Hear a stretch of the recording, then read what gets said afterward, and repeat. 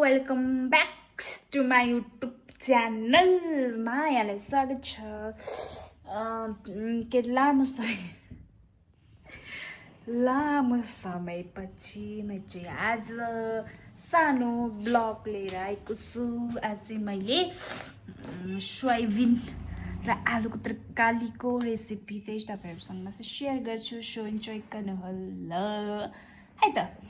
काटकुट पारे ठिक्क पारेछु। यो चाहिँ सोयाबिन भयो, आलु, टमाटर चाहिँ दुईवटा लिएँ मैले। अनि त्यसपछि प्याज, यो खुर्सानी पिरो नभएर सुकेको खुर्सानी काटेको मैले। अनि त्यसपछि अब मैले बल्ल मसला पहिला रेडी बनाउँछु है। यो चाहिँ मेरो कराई भयो। अनि म चाहिँ यहाँ चाहिँ अलिअलि जिरा, अनि यो चाहिँ धनिया, अनि यो चाहिँ टिमुर, अनि मैले यसमा लसुन नि मिसाउँछु। अनि त्यसपछिबाट यसलाई अलिअलि रोस्ट गरेर अनि मैले चाहिँ कुट्छु, कुट पारेर यसरी हालेर म बनाएर मसला हालेपछि तरकारी चाहिँ मिठो हुन्छ। यस,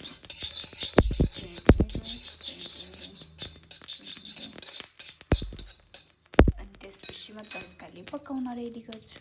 लिइसकेको छु। अब मैले यसमा चाहिँ अब पकाउने सामग्री हाल्छु। अनि मैले चाहिँ यहाँ कुट्नलाई चाहिँ यसरी कुटेर मसला हाल्दाखेरि चाहिँ खानेकुरा चाहिँ मिठो हुन्छ।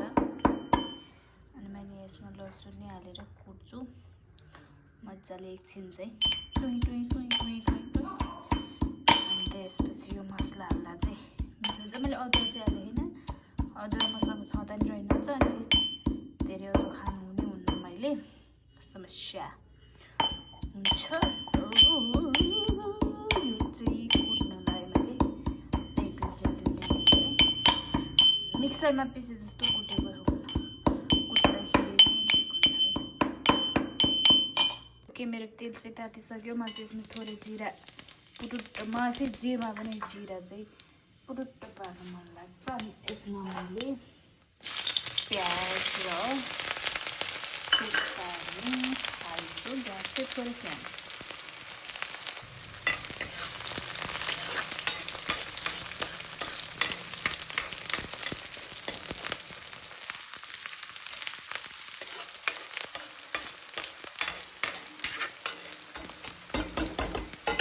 अनि प्याज चाहिँ अलिअलि रातो भएपछि यसमा मैले मिसाउँछु आलु।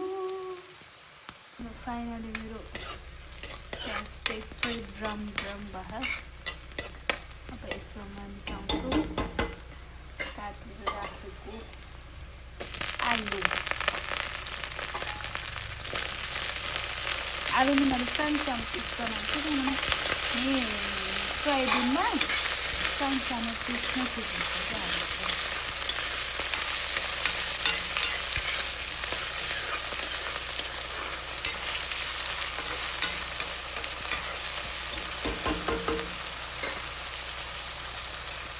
ओके, सो मैले आलु चाहिँ भुटिरहेको छु। मैले थोरै सानो ग्यास बनाइछु, डराले हाल्छु क्या मैले। यस्तो राम्रो पकाउनु जानेर होइन, तर यसरी पकायो भने चाहिँ मिठो चाहिँ हुन्छ फेरि। अनि यसमा चाहिँ रेसा पाकेको छैन, पकाउँदैछु। छिमेकीले चाहिँ मलाई पाएको रेसा चाहिँ लोकल रेसा हो, घरको रेसा।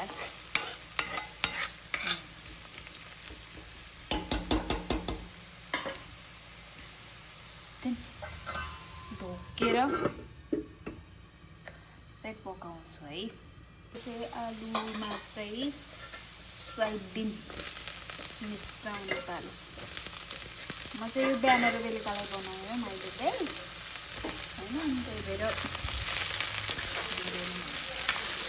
सोयाबिनमा हजुर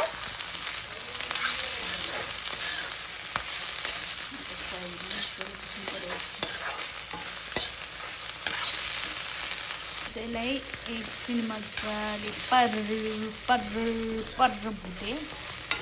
भुटिरहेको छु होइन। अब मैले यसमा चाहिँ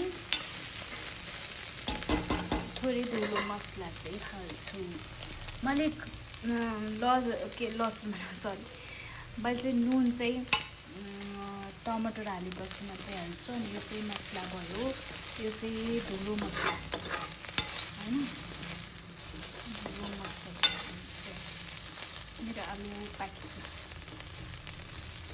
आलु पाकेको सोयाबिन थोरै एकछिन भुटेर मसला भुटेपछि चाहिँ मिठो हुन्छ के अब चाहिँ मैले यसमा चाहिँ भुटेर राखेको थिएँ नि अहिले मैले जिरा अनि त्यसपछि धनियाँ टिमुर लसुन चाहिँ यो कुटेर राखेको चाहिँ मैले मिसाइदिएँ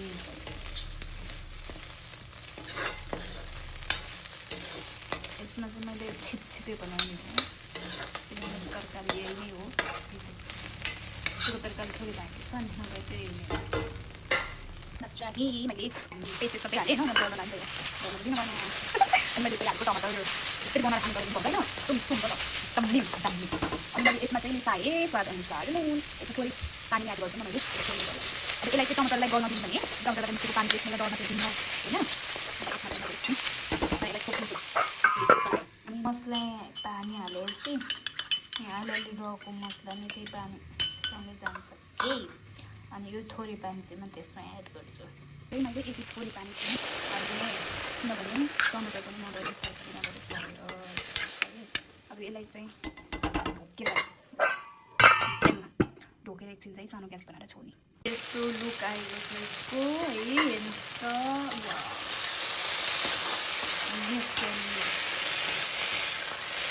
अब यसमा चाहिँ तपाईँले यसरी नै ग्रेभी यतिकै रोटीहरूसित खान चाहिँ पनि मिल्यो तर अब खानासँग खाना चाहिँ राइससँग खाना चाहिँ थोरैसँग रस मिसाउँछु त्यही मैले चाहिँ खानासँग खानु नि त त्यही भएर मैले यसमा चाहिँ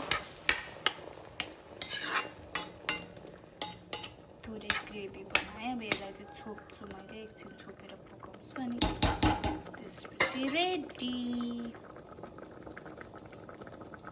फाइनल चाहिँ मेरो पाकिसक्यो तरकारी अनि मैले चाहिँ अहिले भात बसाल्दैछु अनि मैले खाएको भिडियो बनाउन चाहिँ ढिला हुने भयो म बाहिर जानुपर्ने भयो त्यही भएर आजलाई चाहिँ यति नै बाइ गाइज